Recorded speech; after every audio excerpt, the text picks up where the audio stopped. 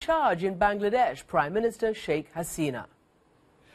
Prime Minister, welcome to the program, and I obviously would like to start by offering sincere condolences for all the lives that were lost in that terrible tragedy.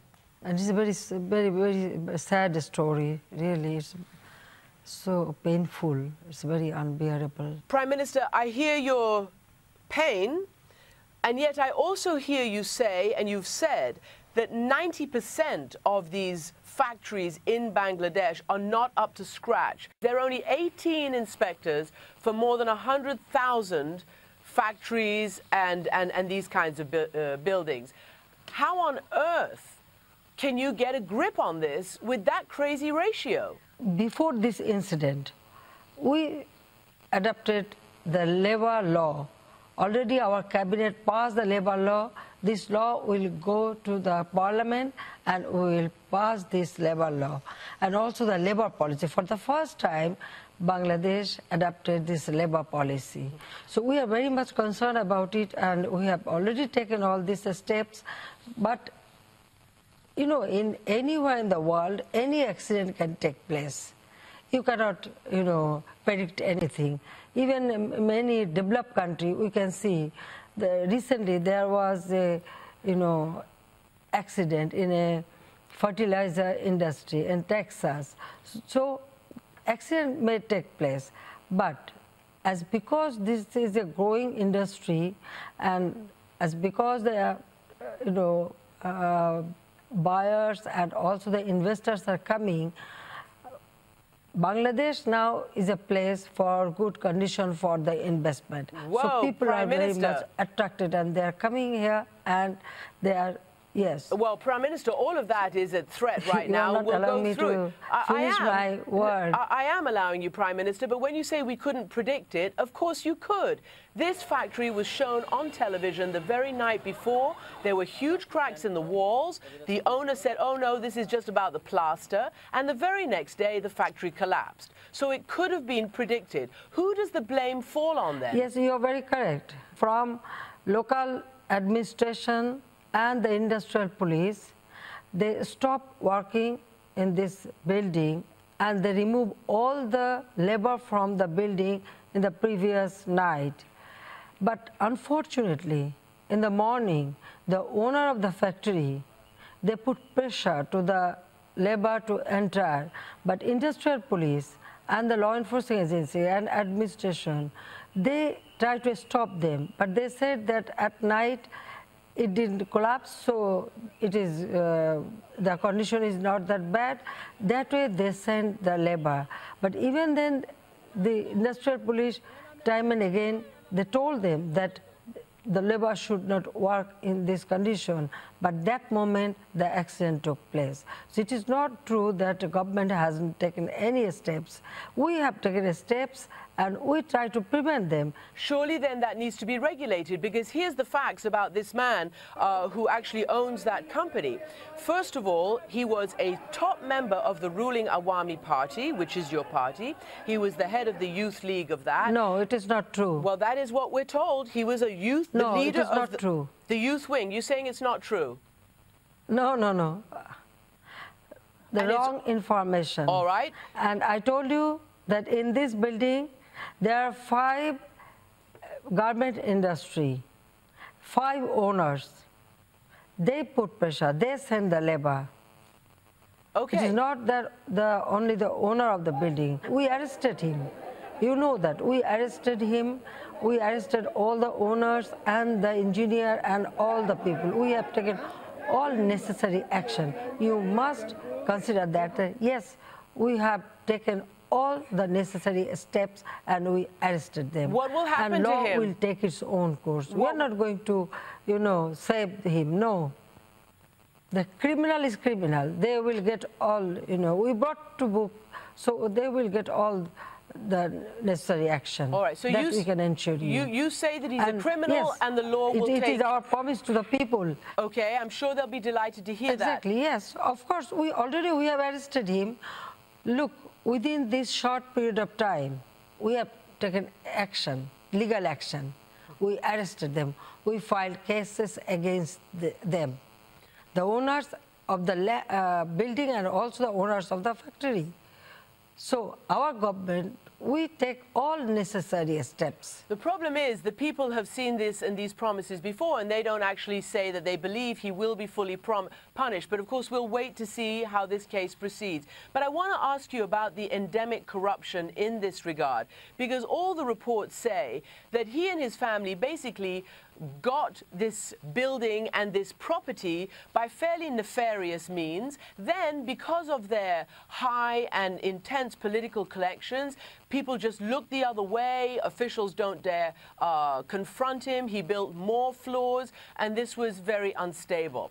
And furthermore, about 10% of members of parliament are direct owners of these kinds of factories and businesses. Do you not have a rampant corruption problem in this regard? Look, you are going to other point. No, I'm not, Prime Minister. The owner of this building, I told you, in 2005, they grabbed this land and built up this building. That time, Awami League was not in power. You should mind that. You should know that. And the business and factory owner by people, they are the business people. Any business person, if they commit any kind of crime, our government always take action. We are here to serve the people, not to protect the corrupt people. At least not our government. That I can assure you. All right. Well, people will be very happy to hear that, because even last year, the U.S. ambassador to Bangladesh said the following: these developments could coalesce into a perfect storm that could threaten the Bangladesh brand in America. I point this out because I want to know whether you're worried about retailers walking away from what is a huge industry for you. Already Disney, which is one of the world's biggest, if not the world's biggest licensor, has said no more product from Bangladesh. Canada is reconsidering its favorable trade status with you. The EU is considering penalties, and it is your largest trading partner. This is now going to become a major economic crisis for you. Do you agree? Listen, if they want to do business, Your government is also accused of being very hostile to unions and to labor, and so have successive Bangladeshi governments been accused of that. In fact, as you very well know, last year, the U.S. Secretary of State, Hillary Clinton, was in Bangladesh, and she asked the government to investigate the murder of one of the main union leaders. His name was Aminul Islam, and he was tortured and murdered. There has been no answer about why that happened. And perhaps if he'd been alive and there was more organization, these people would not have been forced by this corrupt owner to go into that factory when you say the government said it should have been closed down. What is your answer on the issue of Aminul Islam? Which union he belongs to? I can tell you that he was known... What is the name of the union? I can tell you that he was known to try... Do you know that? Well, that's what we're told, is that he was trying to organize labor so that it would not be in this kind of situation where workers are hostage to the very people you say are doing illegal things, like making them go back into factories that you say your government... No, you are wrong. Stopped. What am I wrong about? You are wrong. About you are what? wrong. Even nobody knew, listen, nobody knew that he was a labor leader. Nobody knew in this country that he was a labor leader. He was killed or something happened. His dead body was recovered after 4 days by our law enforcing agencies. It was our law enforcing agencies, our police. Police recovered his dead body. We didn't know that he was a union, leader or anything. But we have all sympathy for them. Now the case is under investigation. We feel our responsibility. So this blame game should not be there. All right. Well, you know what? You say we don't know about it, but the Secretary of State of the United States of America comes to Bangladesh and asks your government to investigate. All right. Now you've talked about that, and you say that you care for your people and your workers. The investigation is going on. Okay. Listen, the investigation is going on. I guess I want to know whether you feel that Bangladesh, your government, other governments, should now be more careful about labor, should allow them to organize so these kinds of terrible things don't happen again. And I want to ask you in that regard what your reaction is to what the Pope himself said yesterday publicly. He said not paying a just wage, not providing work, focusing exclusively on the balance books, on financial statements, only looking at making personal profit, that goes against God. And he called the Bangladesh labor force slave labor. That is the Pope saying that. What is your reaction to that? On behalf of our labor, I myself sometimes bargain with the owner so that our labor can get good salary and good condition. And from our government, we have already passed one project to build our country.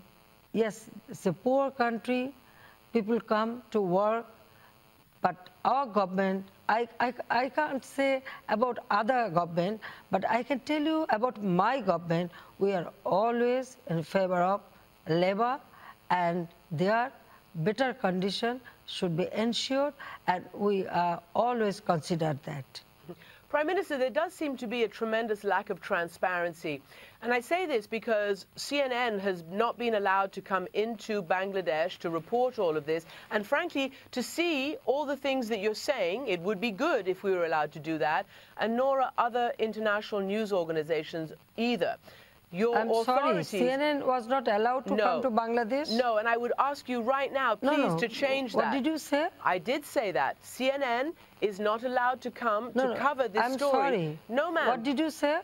I said CNN and other international organizations have not been allowed to come to Bangladesh as journalists to cover this story. They have put very draconian conditions on... No, it is not true. It is true. No. Yes, it is true. No, Bangladesh is a free country. We would hope that. Listen, in our country, we have private televisions. What? No, tell me one thing.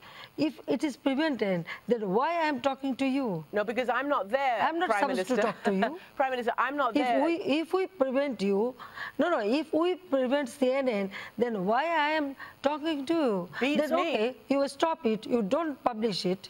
If you mean that we didn't allow CNN to come to Bangladesh, then you should not publish my interview. Well, I'll tell you what, our CNN authorities and our journalists have been told that they must sign waivers, sign papers, and I'll read you what they've been told.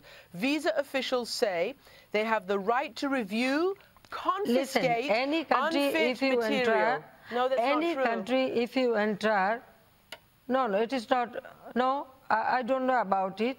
But yes, of course, there are some rules, regulations. No. Each and every country, they have this rules, regulation, and everybody should follow that. We lost our people, and I do politics for these people, this labor. So each and every life is very precious to me. And I personally feel sorry for them that who lost their nearest and dearest one. And they are my responsibility. So I have to look after them, and we are doing it. Prime Minister, thank you very much for joining me. Thank you very much.